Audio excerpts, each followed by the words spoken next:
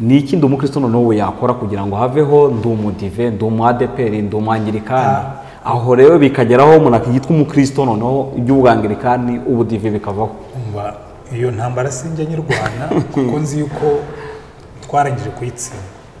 nta nubwo njya nyirwana nta nubwo njya nyivugaho kuko usanga aho kugira ngo umuntu yishimire ko ari muri Yesu yishimira ko ari muri Anglikani ko ari muri ADPR ko ari muri Gatolika. Burya abaheza nguni nta muti bagira.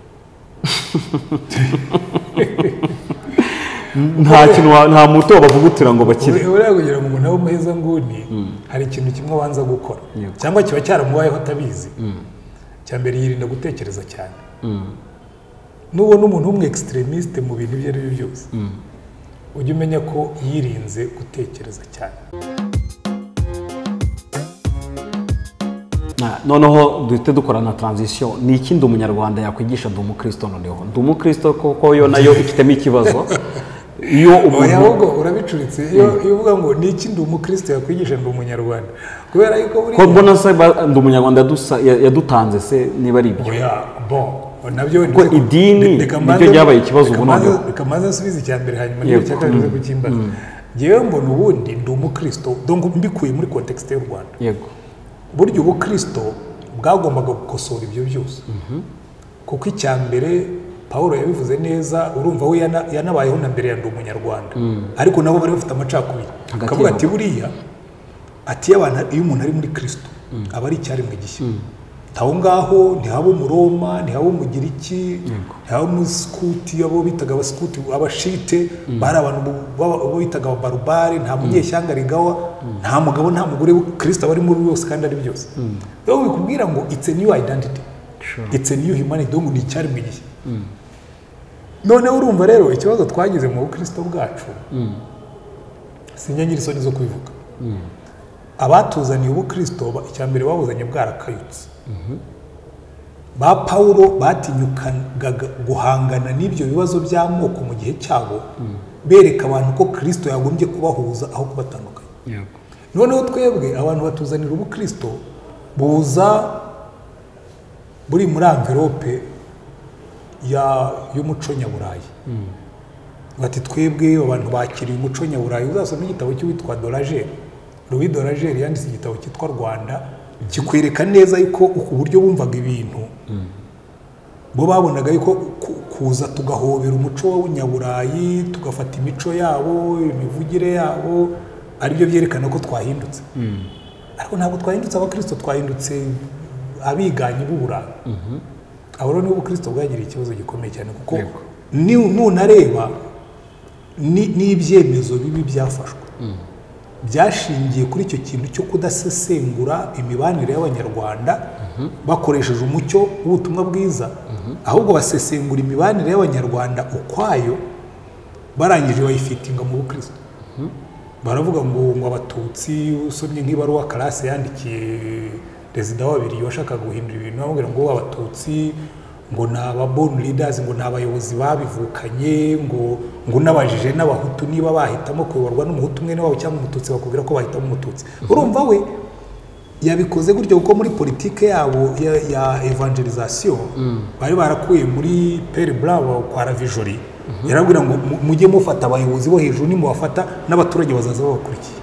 Ibyo byo ni nako byagenze. Ariko gusa ubukristo ko ntabwo ari ubukristo. Iyo ni politike yo kwigarurira ibihugu niko nabyita. Cyari nk'igikoresho bakoresheje. Cyari nk'igikoresho ko urumva n'ubundi ufashe umwami akayoboka erga nawe bamufashe ku ngufu. Umusinga we yabanje aranabyanga. Umusinga yaranze bamukubise bamukuyeho abandi baragate baramwirukana. Aba bantu bafite imbaraga bashobora kwirukana umwami bakamuca. Rudahigwa yabyemeye kubera pressure iri kuri papa we. None zo kuri ko Rudahigwa yabyemeye gusa ko yabikundaga we wafata umuntu wirukanye so ukamusimbura ukambwira ngo uramukunda. Yabyemeye kuko igihugu cyagomba kubona ukiyobora. Aravuga ati ibyo ari byose aho kugira ngo tubingarure mu muheto tubi igihugu kitagira umwami reka njyeho nubwo atari byo nibwira ko wamubaza ari kuvuga ati sibyo nakifuje ariko nagiyemo kuko u Rwanda rugomba kugira umuyobozi. Rero kubwira ngo cyonyine no kumva abantu bakuraho umwami ubundi urebye uko ba Paulo bagendaga na ba Petero bagendaga ntabwo bigeze bakonfronta abami, ahubwo babwirizaga abaturage uko abantu bagenda bahinduka n'abami bakagera ngaho bagahinduka. ba Constantine muri 313 ntabwo bahinduwe n'imbaraga z'ubukristo, bahinduwe nuko babonye ko ubukristo hari imbaraga bufite. Ibyo rero ngira ngo byo ntabwo twanabitindaho cyane. Evangelization y'u Rwanda yakozwe nabi, ni ukuvuga ngo rero ni naho havuyemo yuko usanga baturega yuko ubukristo bwagize uruhare mu macakubiri y'abanyarwanda. Icyo ngicyo kandi cyo kiragaragara kuko urumva abazungu baraje bafatanya na bene wabo, bavuyeho abahutu bafatanya n'abahutu, ugasanga umupadiri, umusenyeri, umupastori yifatanije n'abariya kuko bitwa bene wabo. N'ubu usanga nta nubwo biradushiramo. Ubona rero ari iki, reka mbyita iryo zina abanyamadini, nubwo ubundi twabuze ubundi normal mu kintu twabita abanyamadini. Ibyo twita abanyamadini. Abanyamadini ibi bintu bati ndi umunyarwanda, niba iyo yakoze navuga ngo overcome kubu ndi umukristo, ni iki ndi umukristo noneho yakora kugira ngo haveho ndi umudive, ndi umu-ADPR, ndi umu-anglikani? Aho rero bikageraho umuntu akitwa umukristo noneho iby'ubwanglikani ubudive bikavaho. Iyo ntambara sinjya nyirwana kuko nzi yuko twarangije kuyitsinda. Twarayitsinzwe, warabyemeye burundu. Yewe narayiretse, nta nubwo njya nyirwanda, nta nubwo njya nyivugaho, kuko usanga aho kugira ngo umuntu yishimire ko ari muri Yesu, yishimira ko ari muri Anglikani, ko ari muri ADPR, ko ari muri Gatolika. So ibiro byo kwirirwa njya kurwana, hari umugabo twigeze kwiga kera yitwaga Don Quixote. Hari ibintu by'insyo zikoreshwa n'umuyaga, hanyuma aravuga ati ngiye kurwana na biriya bihangange. Yari yabyibeshyeho akagira ngo ni ibintu by'ibijeya, aragenda akubitamo igicumu cye, biramuzunguza biramuzamura. Ntabwo njye meze nka Don Quixote, ntabwo nirwa ndwana ni azamune yava, kuko hari ibintu usanga ukavuga utari ku bundi ukunda kuba umwa-ADPR nibera umwa-ADPR, ukunda kuba umwanglikani nawe umwanglikani, ukunda kuba umugatolika. Icyo ryo mubwira nayo nandi macakubiri. Exactement. Yo ubona ntaye, kuko usanga umuntu ngo ntashobora gushyingira undi kuko n'uwo muri ADPR, undi ngo ni umugatolika, uyu ntashobora gusengana n'uriya ngo kubera yuko ni umwadventiste, uyu nguyu ngo ni umukiye. Hari na business mutakorana ahubwo urana bitaniye he nabyo ndi twabanjirijemo. Niyo mpamvu ushaka ko tubihuza. Ugera nko muri komisiyo y'ubumwe n'ubwiyunge, najyaga mbwira abagenzi banjye b'abanyamadini twabanagamo nkawe ntewe, nimureke tubanze turwane intambara y'ubuhutu n'ubututsi kuko yisha abanyarwanda. Niyo amadini yo tuzayihoramo kuko ntawe yica, ariko hari abidindiza. Donc iyo ya kabiri yo iradindiza, indi yo yarishimara abantu. Iyo iradindiza kandi iranagoye kuyitsinda, kuko uzambwira uburyo bazayitsinda zaze nzamufasha. Sofa nawe nta solution urabona, nta gisubizo bigira. Wese urumva nta n'inama watanga se byibura. Inama natanga zirahari, ariko ikibazo ni iki ngiki. Ubundi Yesu ava mu isi nta dini yasize. Yego, uzitegereze neza uzabibona. No kwitwa abakristo ntiyigeze avuga ngo muzitwa abakristo. Yego, mbere na Paulo arabivuga ati narwanyaga abantu b'iyo nzira. Baburanya Paulo mu gice cya 26 uwitwa Teritura yavuga ati uyu nguyu ndetse niwe mukuru bayanzira. Donc yari inzira, it was a way of life, bwari uburyo bwo kubaho. Bageze muri Antioki batangira kubita abakristo. Niba ibyo ngibyo byatumaga babamo. None twebwe ntabwo tukishimira kuba abakristo, twishimira kuba abapantekote, abanglikani, abagatolika, abametodiste, abapresbyteriani, ababonegeni, baturutse ahantu. None ugasanga utwo tuntu tw'small identities. Yego, nitwo nsimbarayeho, ndetse tukampesha ishema ryo gusuzugura uriya. Yewe bijya bizetsa cyane. Hari ubwo nibyo nabuze mubwira, hari ubwo abantu bavuga ngo nguriya ngo Antoine ngo ntitumwemera, ngo ni umuntu w'umuporosi. Ninde wakubwiye ngo unyemere? Imana yadutumye kwizera Kristo no kuba ari we twemera, tukamwamamaza. Wenda uje ukavuga uti Antoine sinemera uburyo yigisha, ukambwira uti hari ukuntu wigisha nabi, ntabyumva kuko ubundi sinshinze, nta nubwo nkeneye kunyemera, kuko ku munsi w'amateka tuzaba dutoye umurongo hamwe, uzancira urubanza ndamuzi si wowe, bazagucira urwawe nanjye wancira urwanjye. Rero niyo mpamvu yewe amazina yose wanyita ndaseka, kuko nzi umwe unzi kandi uzancira urubanza. Ayo macakubiri rero yewe niyo mpamvu ntabwo uzambona nyagenderamo, uzabaririza. Jewe umuntu ambwira ati jewe nkunda Yesu, ndamwizera, ndamwumvira, Vya akambwira ati genda umwadventiste, nkunda Yesu, ndashaka kumukorera n'imbaraga zanjye zose. Rwose yicara hano tukaganira tugasengana akigendera. Yewe n'abayehova ngiramo inshuti kubera iki? Kubera ko jewe ikintu kimwe nzi. Iyo mfashe iyi Bibiliya, ibyo byose muba muvuga ntabyo nsanga. Ntaho nsanga abadventiste, ntaho nsanga abahamya ba Yehova, ntaho nsanga abangirikani. Tunakoresha Bibiliya n'imwe ahubwo biratangaje. Jewe ndicara nkavuga nuke fine, this is my reference. Uwo nzasanga akoresha iki gitabo kandi agikoresha neza atakigoreka zaba ari mwene data. Ubu ni mwene data cyane. Tugana n'abanyasozo. Iyo nsanze umuntu avuga ikinyarwanda, avuga neza u Rwanda, umunyarwanda rwose. Rwanda ni mwene wacu. Ona Rick Warren ni umunyarwanda, afite passport y'umunyarwanda, byose ubuto n'umunyarwanda. Rick Warren buriya. Ariko nta kintu twari kera twari dufite abanyarwanda b'abanaturalize. Ntabwo bari abanyarwanda ariko twabaga twarabasize irangi bakabanaturalize kubera ko babishakaga. So nawe ashatse yabanaturalize kuko akunda u Rwanda, akunda abanyarwanda. Afite na passport y'u Rwanda, sinzi n'uburyo ubibona, ni n'inshuti yawe. Ndabizi uretse ko buriya hari aho byagera tukamwigarika. Dushatse gutora nka perezida wa repubulika akaza kwiyamamaza, twabwira ati ari bitagenda neza. Tugana ku musoza rero, dufasha aba bantu muri rusange bakurikira kino kiganiro. Ntekereza yuko n'abadukurikiye bafite n'ibibazo banabaza babyandika muri comment, tukazagaruka tuje kubabaza cyangwa se bakanabibaza mu buryo buri personnel. Ubona ari uwuhe muti ari umuntu ufite ku kibazo cyane cyane w'umuheza nguni muri izo ango zombi, ari kuri side y'ubukristo na side y'ubunyarwanda, wamugiriye inama? Buriya abaheza nguni nta muti bagira. Nta muti wabavugutira ngo bakire. Buriya kugira ngo umuntu abe umuheza nguni hari ikintu kimwe abanza gukora, cyangwa kiba cyaramubayeho atabizi. Cya mbere yirinda gutekereza cyane. Nubona umuntu w'umu extremiste mu bintu ibyo ari byo byose, ujye umenya ko yirinze gutekereza cyane. Ubundi umunyarwanda wese, reka mpere kuwungana natwe, kuko twe twabonye byinshi, twanyuze muri byinshi. Hari igihe ugenda ugasanga umuntu aravuga ati twebwe turi abahutu, twarahemukiwe, twe turi abatutsi, nkavuga ni fine.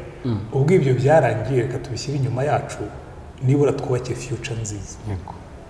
Kumva mbimbata y'amateka nkasenya uyu munsi n'ejo hanjye ngo nukubera ko nigeze kumererwa nabi mu gihe cyahise, cyo no kudatekereza cyane. Iyo mfashe umwana ungana nawe utarigeze abona ingoma y'abatutsi, ntabone niya Kayibanda, rero niya Habyarimana ntayibone, niya Sindi kubwaho ntayibone, ariko ugasanga arahunga umuntu yari yafata umwanya ngo atekereze, yibaze n'ibyo arimo kudefanda bimaze. So yirinda gutekereza cyane. Buriya kumbwira ngo ujye kuvura umuntu udatekereza cyane, bo binkundiye akicara agatuza. So wambwiye ngo mbagire inama. Wewe unihereyeho kuko nawe mu nyigisho urize gutanga nawe ngo wari umuheza nk'undi ufite ukuntu wakijijwe. Ubyitondeho wenda biratandukanye. Utambaje uko nakijijwe. Nyine umunsi natangiye gutekereza cyane narahindutse. Yego. Ngewe nta nubwo nari umuheza nguni, nari inkomere. Uburyo ibikomere byawe birakurya ukarakazwa n'uwabiguteye. Ariko iyo wihaye gutekereza cyane, usubira inyuma utari kuzi ko burya mfite mu bugoryi. Nshobora no kubikubwira umunsi nihannye ibintu by'amoko, nasanze ndi kikurya. Ndaguha ibintu bigera kuri 4 uwo munsi navumbuye mu bugoryi bwanjye. Cyambere nasanze mu bantu bangiriye neza mu buzima. Yego. Harimo abahutu benshi. Nsanga mu nshuti zanjye zakadasohoka harimo abahutu benshi. Nsanga mu bantu bamwe bampemukiye harimo abatutsi bene wacu. Nicara nsanga noneho kuvuga ngo nanga abahutu, hari n'abantu batagize icyo bantwara nanga kandi bari innocent. nsanga no kuvuga ngo nanga abahutu nanibeshyera kuko hari igihe numvaga nta ikintu mbwira abayobozi ko bya bintu ntabwo umuntu aba yaziritse ku busa, ntabwo umuntu aba yaraje umwanya ngo atekereze cyane abone how stupid abone ubugoryi burimo. niyo mpamvu rero njye mbwira abantu bose nushaka guhindura abantu ujye ubafasha gutekereza cyane cyane cyane ujye ubafasha kwitekerezaho mu bibafitiye inyungu. mubwira utari ko izo pozisiyo wafashe ubundi ufitemo izihe nyungu, ufitemo izihe nyungu bikungurikira. reka mube nk'urugero usanga nk'abana nigeze kujya mu Bubiligi nsanga y'abana bavukiyeho bamwe ku miryango y'abatutsi n'abahutu ino ntitukinabivuga bangana ndabereza mwabana mwe uko muri mu Bubiligi mukaba mufite nationality y'Ababiligi izi nzangano z'Abanyarwanda mwazizanye hano murimo murasaruramo iki uretse gusaku uretse ubugoryi. Uriya rero nicyo kintu ubumwe uti umuntu yabikoze number 1 yigisha abantu gutuza no gutekereza. Icya kabiri batangiye kureba bifite umumaro, ariko noneho igihe mvuge nk'umukristo banibuke yuko Imana yo idutegeka kuva mu nzangano z'uburyo bwose. Uwanga mwene se Imana rero ugura umwicanyi nuko bimeze. So rero iyi nama nabagira niyo gutekereza bifite umumaro, ibyubaka ni nayo wanabwira n'abakristo bafite bya bibazo. Abakristo bo nabwira ibirenzeho, bo bafite ibibazo byinshi birenze ibyabo, bafite ibirenzeho kubera yuko kumva wibagirwe kuko Yesu yaravuze ngo nimukundana nibwo abantu bazamenya ko muri abigishwa bawe. Noneho ugasanga wanga umuntu kandi ushingiye ku byo ubundi musangiye, ibyo byo ni bibi cyane kurutaho. Naho nababwira ngo musubire inyuma mwibuke igitare mwahwanyoweho nk'uko bavuga muri Yesaya. Wibuke ngo ubundi twebwe twubatse ku rufatiro rw'intumwa n'abahanuzi, ntabwo twubatse ku rufatiro rw'abangirikani n'abagatolika n'abametodisite n'aboya, ku rufatiro rumwe rw'intumwa n'abahanuzi. Ibindi byo ngibyo utangiye kubyegera usanga yuko biroroha. Turagushimiye kuko buriya ndakurangiza mbwira abantu buri muntu wese uzagerageza kwegera Yesu bizamworohera kwegerana na mugenzi we, kuko ni wowe uteye intambwe uturuka muri iriya nguni Yesu akaba ari hano hagati, ugaturuka hariya wegera Yesu. Ikiganza cyawe nikiza, uyu niba ari Yesu, ikiganza cyawe nikiza cyegera aka kantu n'icyanjye kikaza kikegera, uko ngenda nkegera niko tuzegerana. Niturushaho kwegera Yesu tuzarushaho kwegerana, niturushaho kugendera ku mahame ya Yesu tuzarushaho kwegerana, niturushaho kuzirikana ibyo yasize adutegetse tuzarushaho gufatanya, niturushaho kwibuka yuko navuze impanda twese n'ubundi tuzaba forced kumusanganira.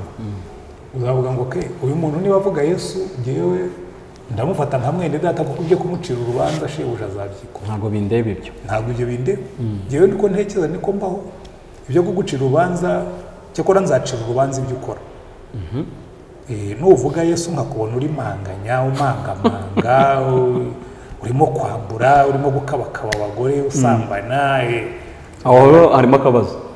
Nzavuga nturiya aravuga ibyo atazi, aramuvuga ariko ntagamuzi. ubundi ni ibyo. Turabashimiye rero cyane ku Isezerano TV, tubashimiye umwanya mwaduhaye, tugushimiye inama mwatanze, tugushimiye ikiganiro cyiza mutuhaye, tunakomeza no kwibutsa abadukurikiye cyane cyane bakunda inyigisho zanyu, ikibazo cyo cyose bakuye mu nyigisho watanze uyu munsi cyangwa mu kiganiro tugiranye, rwose tubemerere yuko twanagaruka banakomeje kwensista cyane mukabonye mukaduha umwanya. Nta kibazo. Murasoza rero tugira umuco wo gusoza dusenga, urasengera abadukurikiye, unasengera na channel yacu, namwe tunabasabira umugisha. Murakoze. Imana turagushimye Mana yacu. Ijambo ryawe riratubwira ngo urema abantu, urema ibintu byari bigororotse, ngo ariko abantu bihimbiye ibihimbano byinshi. Created complications, ibintu by'amoko, ibintu by'amadini, ibintu n'andi macakubiri y'uburyo butandukanye. Human creations, ujye udufasha. Twavugaga ibyanda umunyarwanda, turasengera iki gihugu cyacu ngo gifashe. Ufashe twebwe dukuze, ufasha abakiri batoya kumva agaciro k'igihugu, kumva agaciro kabo turibo, kandi kuruta ibindi byose dufashe utwigishe gukundana no gufatanya kugira ngo twubake igihugu cyiza. Twavuze ku by'amacakubiri y'amadini, bibona muri ibi, bibona muri bariya, nabyo bidufasha twibutse yuko dufite umwami umwe, dufite ijambo rimwe, dufite umubatizo umwe, dufite kwizera kumwe. Tujye twemera ko umuntu tudahuje ari uko tubonye atatira ibyo ngibyo, naho ubundi twemereye ko turi bamwe, kuko umunsi umwe tuzahurira mu kirere tuje gusanganira, kandi nijoro tuvuga tuzaribanamo, kuko niwo uzaca urubanza, ntabwo ari twebwe. Fasha bene data muri uyu murimo baba barimo gukora, wagura imbago zabo, kandi kuruta ibindi byose baho umwuka w'ubwenge n'ubuhanga mu gushaka inyigisho zifasha abantu, kandi n'abazumva nabo zibagirira umumaro. Turasenze mu imbaraga z'umwuka wawe wera zizabe muri iki kiganiro, kugira ngo buri muntu wese azibonemo, aziyumvemo, azatsindwe mu mutima, azahinduke, kugira ngo ashobore kugendera mu nzira zawe. Hasigaye izina ryawe ryubahwe, ubwami bwawe buze, ubwoko bwawe buhabwe umugisha, mu izina rya mwami wacu Yesu Kristo. Amen. Murakoze cyane.